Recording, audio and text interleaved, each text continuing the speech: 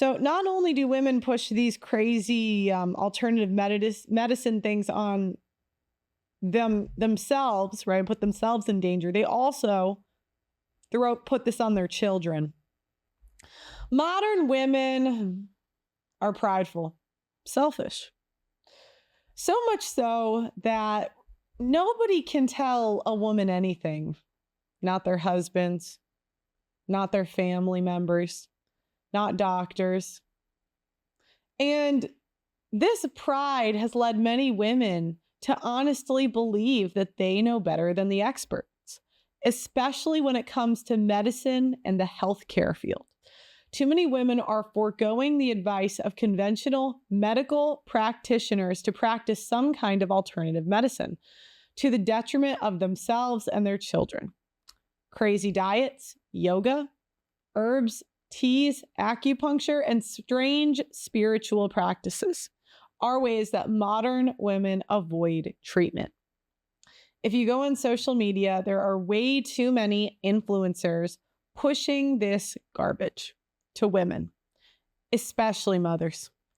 Nothing gets me more mad than seeing a young woman pass away from something that could have been treated, but if they just would have went to a real doctor and got real treatment. This is a problem that is only getting worse, unfortunately. How many women and children are going to have to pass away until something is done about this? So, Amanda Lewis, a TV personality, says that cancer has spread after she decided to keep her tumor.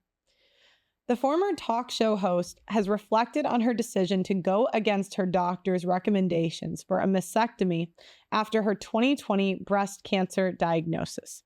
I thought I had this. Former MTV Ananda Lewis has shared that breast cancer has metastasized and she is now in stage 4.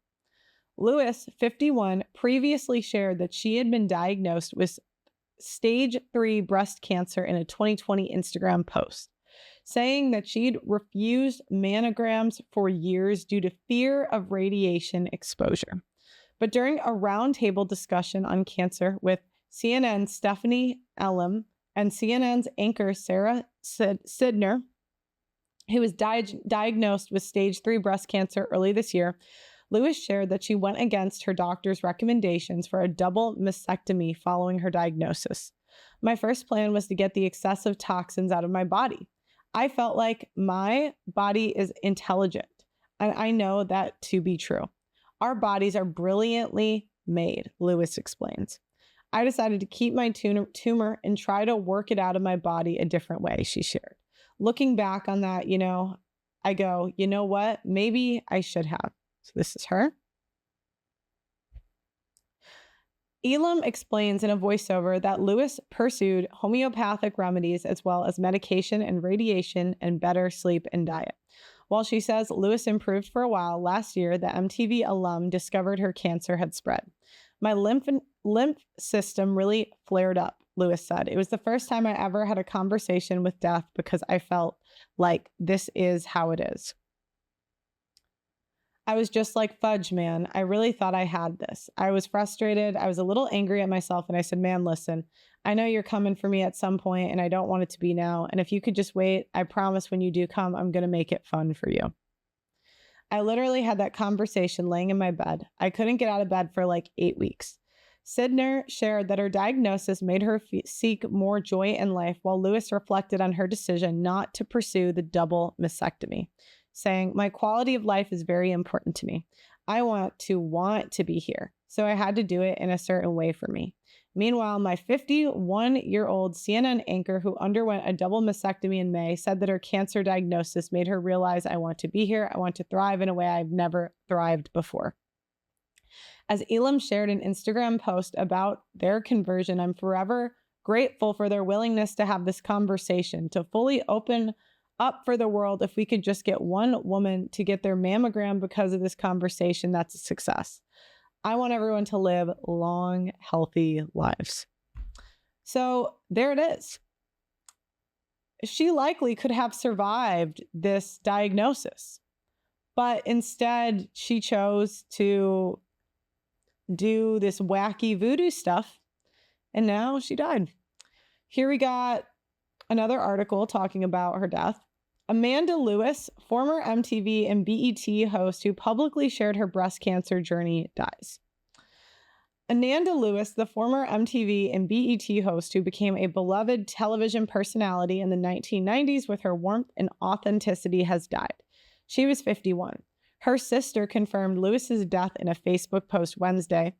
Lewis had been battling breast cancer. She's free and in his heavenly arms, Emery wrote. Lord rest her soul.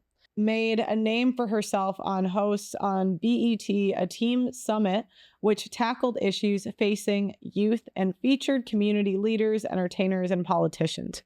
She landed big interviews with Kobe Bryant, Tupac Shakur, and Louis Farrakhan, and the First Lady Hillary Clinton, which earned her an NAACP Image Award.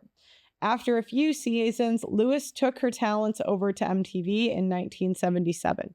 She was a host and VJ on MTV Live, Hot Zone, and Total Request Live, a daily top 10 video countdown show. Lewis told the Associated Press that she felt some backlash after moving from BET to MTV. I wouldn't say in a strong way because I think most people who are my fan base at Teen Summit understand that growth is necessary, she said. One of the main things we dealt with on a consistent basis was the underlying themes of the show that you've got to get out there and live your life.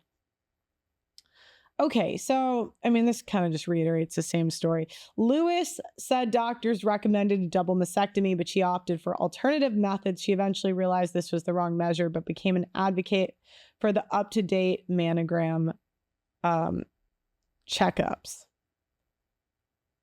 Okay.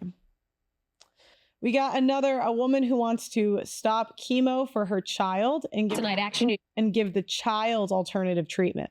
So not only do women push these crazy alternative medicine things on themselves, right, put themselves in danger, they also put this on their children.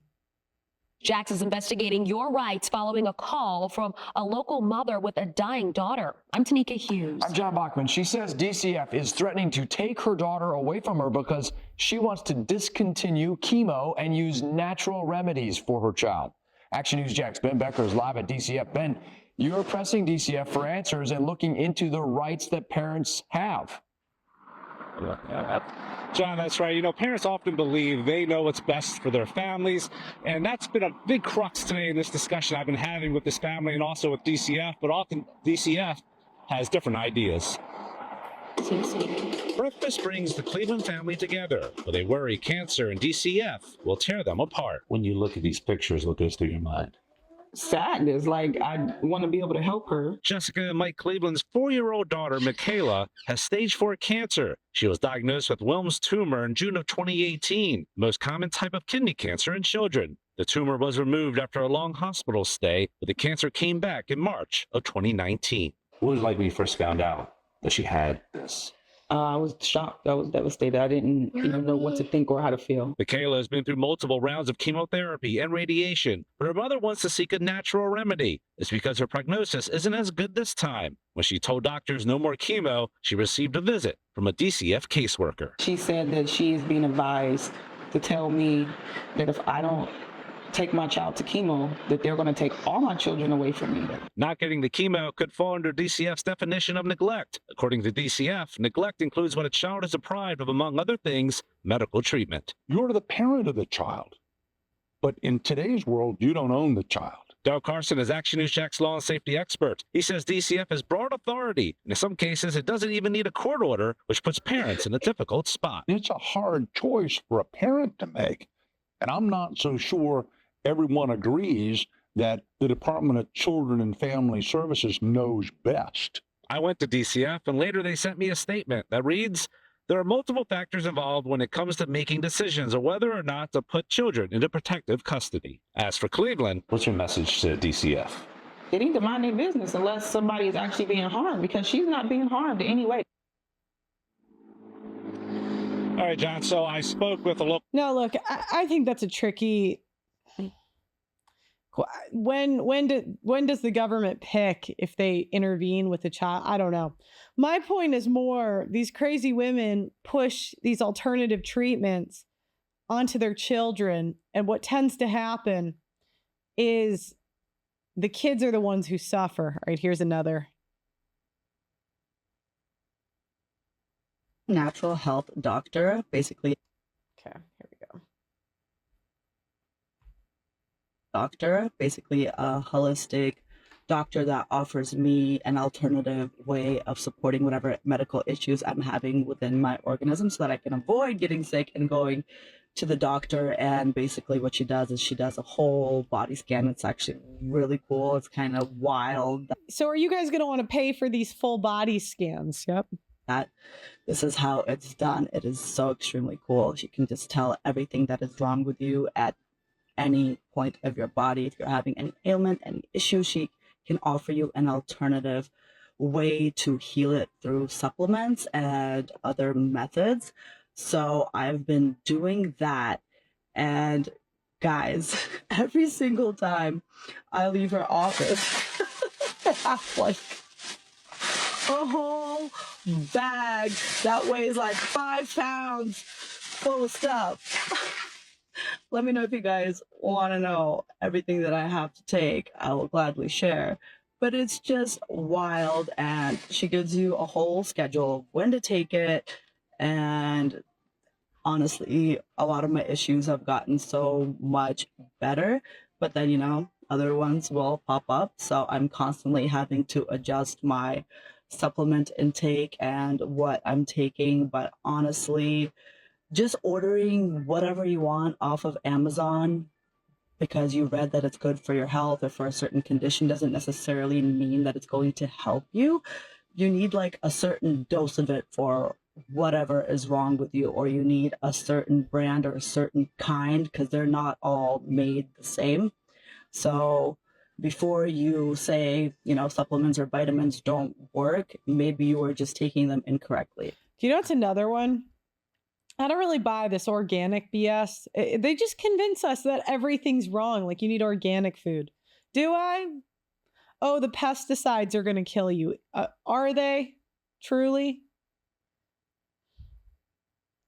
Okay. Woman says that there are natural substitutes for antidepressants. This one I kind of agree with. I got to agree. I don't know about the Okay, hold on.